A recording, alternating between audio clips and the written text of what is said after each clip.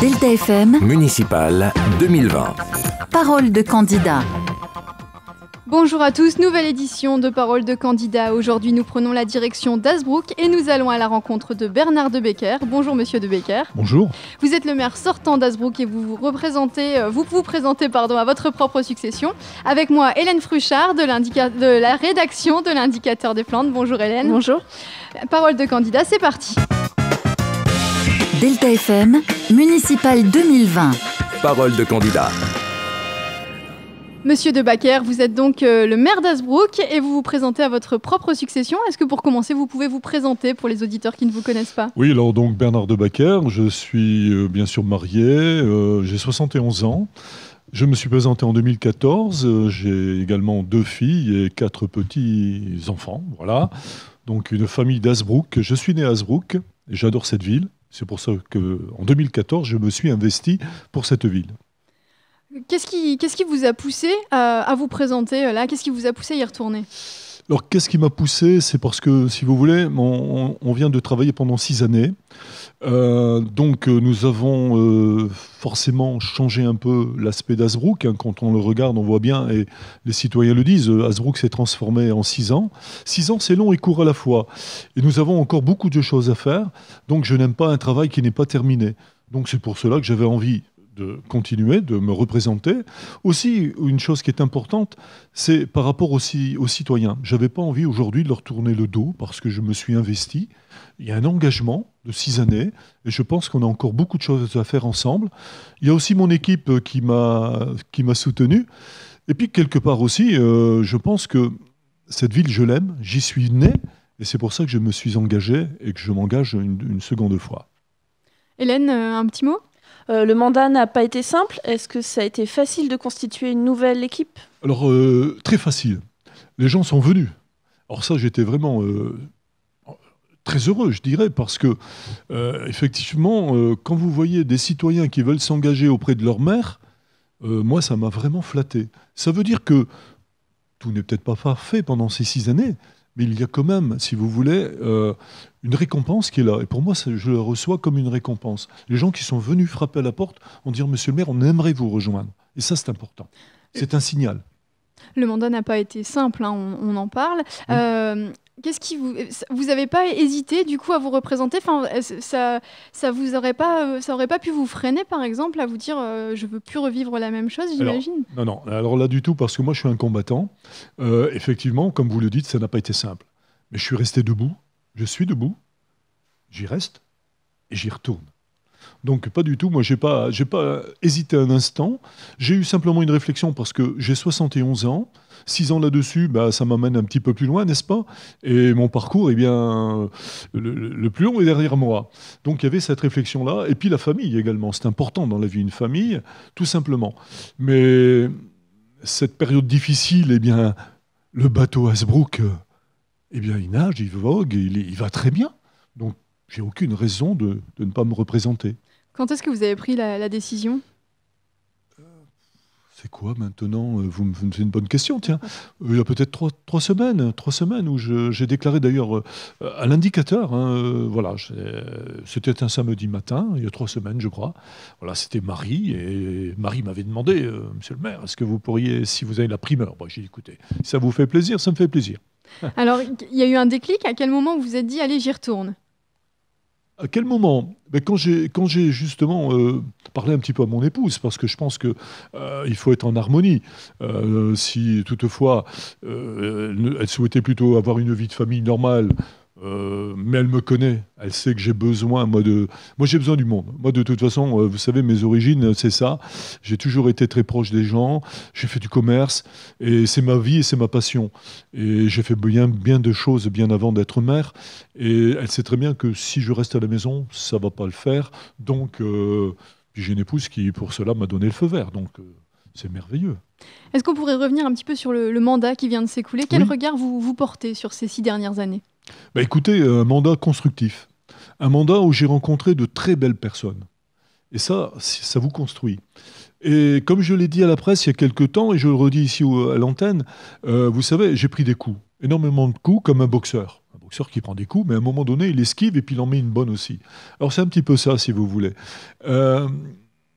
J'ai remercié d'ailleurs les gens qui m'ont donné des coups, parce que c'est grâce à eux aussi que j'ai grandi. Mais comme je dis toujours, je suis un maire heureux. Moi, j'ai appris beaucoup de choses, j'ai rencontré de belles personnes, ça m'a construit. Et je m'adresse aux jeunes, j'ai 71 ans, mais à tout âge, on se construit. Et c'est une belle expérience pour moi, et je ne la regrette pas. Vous avez le sentiment d'avoir tenu vos engagements? Absolument, absolument. Sur quel... Même au-delà, même au-delà. Vous savez, on a fait beaucoup de social, du social que nous n'avions pas prévu dans le programme. Notre programme est pratiquement à 95% a été effectué. La seule chose qui n'est pas, où j'ai peut-être un petit regret, c'est, vous savez, on a une navette à Hasbrook pour aller chercher les personnes à mobilité réduite, les personnes âgées, même les jeunes peuvent la prendre pour la piscine ou bien autre. Et ça, nous aurions voulu agrandir comment dirais-je, les parcours, quoi, si vous voulez, avoir peut-être une navette supplémentaire. Financièrement, il s'avère que, parce que là aussi, nous, on a été surpris. On a fait un chèque en blanc, nous sommes arrivés, et puis on a découvert. Et malheureusement, il y a des priorités. Donc celle-ci, elle n'est pas perdue, puisqu'il y a un deuxième mandat, comme vous le disiez. Donc voilà, on va y réfléchir et on va peut-être construire de nouveau quelque chose, en sachant que c'est très compliqué. Et quelque part, c'est assez compliqué dans le sens qu'il faut du personnel, il faut les chauffeurs, il faut des bus complémentaires. À tel point, la CCFI a mis quelque chose au point et puis ils vont l'arrêter parce que c'est un gouffre financier et puis ça n'a pas le succès requis. Mais c'est quelque chose qui est très important. Moi, je le vois surtout pour les personnes que je rencontre, par exemple du quartier sud, qui aimeraient bien aller au nord, voir un peu ce qui se passe du côté de la Creule et vice-versa. Donc on va essayer d'y réfléchir. On y a réfléchi, on ne fait que cela d'ailleurs. Parce que, si vous voulez, pour moi, il y a deux populations qui me semblent importantes et fragiles. Ce sont les enfants et les personnes âgées.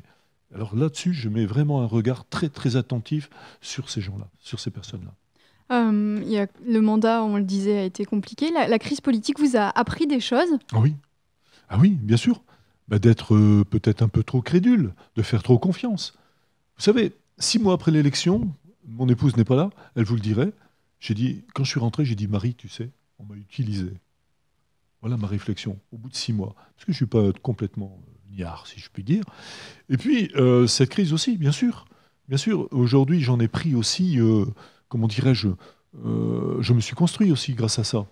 Voyez-vous Alors, il y a une chose qu'il faut dire, moi, on est venu me chercher. Et puis après, la crise est arrivée, et cette personne qui est venue me chercher fait partie quand même des frondeurs. Elle n'a pas su attendre. Parce qu'il faut savoir quand même une chose, c'est que lorsque je suis arrivé dans l'équipe, et très, très rapidement, on m'a dit, Bernard, c'est toi c'est toi qui dois être chef de file. J'ai dit oui, ok. Et puis est arrivé un monsieur, qui à mes yeux avait une importance aussi, c'est monsieur Jean-Pierre Bailleul, pour ne pas le citer, directeur de Saint-Jacques. J'ai dit, écoute Jean-Pierre, si tu veux, tu prends ma place. Parce que moi, je sais d'où je viens, je connaissais mes capacités. Moi, directeur de... J'ai dit, oula, c'est une pointure. Non, tu restes. Bon, ok, je suis resté, mais j'ai très vite senti, et en 2015, la crise est arrivée, mais je ne vais pas revenir là-dessus, mais ça m'a construit, j'ai eu un regard, et je vous assure que j'ai un regard assez neuf sur les personnes aujourd'hui, sur l'individu. Et on est dans une société tellement très compliquée. Bernard de Backer, votre liste est constituée? Bien sûr. Déposée? Demain. D'accord. Demain, vendredi, nous la déposons. Quel type de profil la constitue? Écoutez, alors là, c'est une très, très belle liste avec de très belles personnes et de tout niveau. Alors, sans étiquette, parce que vous savez, ça a choqué au départ, mais c'est ce qui m'a fait gagner, je pense, en 2014, le sans étiquette, parce que je pensais déjà à l'époque que le citoyen, gauche-droite et tout ça, commençait déjà à en avoir un petit peu marre, si je peux m'exprimer ainsi. Et donc là, nous sommes repartis sur le même tempo. Et ce que je peux observer, c'est qu'il y a beaucoup de listes, que ce soit sur Hasbrook ou ailleurs, ils se cachent derrière cette forêt, maintenant, sans étiquette, alors qu'on voit des assemblages, des rassemblements, enfin... Je ne viens pas là pour cela, mais c'est à observer quand même. Donc je pense que 2014, le choix était bon. Hélène, un petit mot sur le programme? Sur le programme, oui. Est-ce que vous avez des priorités pour la ville d'Hasbrook? Stationnement, commerce Eh bien, écoutez, je pense que oui, ça fera partie de... Bien sûr. Vous savez, avant toute chose, moi je suis un homme de proximité. C'est surtout le quotidien qui m'intéresse, le quotidien de mes concitoyens. Ça veut dire par là leur bien-être, leur confort, le bonheur de vivre à Hazebrouck. Et ça, j'y attache énormément d'importance. Alors parfois, vous savez, il faut pas, comme je l'ai dit en 2014, il ne faut pas construire une tour Eiffel ou faire des trucs grandioses. Moi, ce que je veux, c'est que chaque citoyen se trouve bien dans son quartier, se trouve bien dans son environnement. Je me souviens d'une petite anecdote. Nous étions, comme vous le savez, les balades que nous faisons pour rencontrer nos citoyens.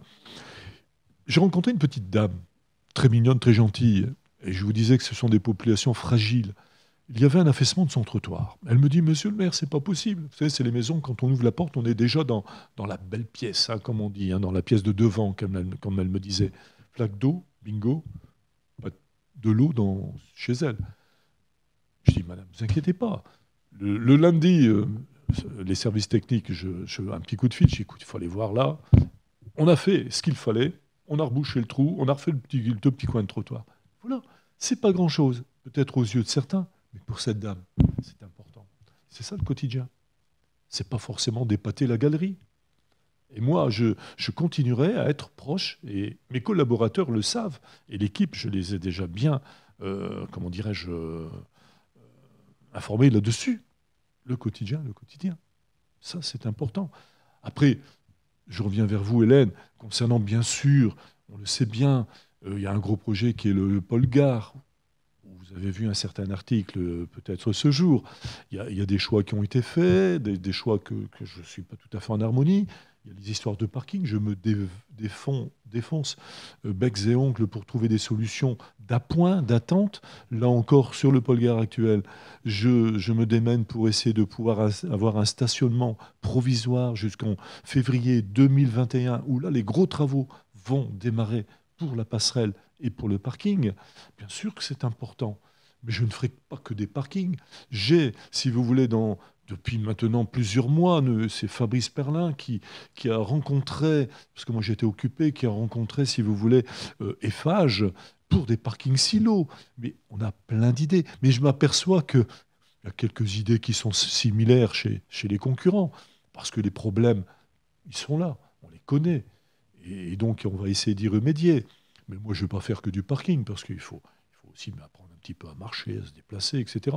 Mais par contre, je n'oublierai jamais les personnes à mobilité réduite, l'handicap, etc., qui, eux, doivent accéder au plus proche des commodités, des commerces ou des médecins, etc.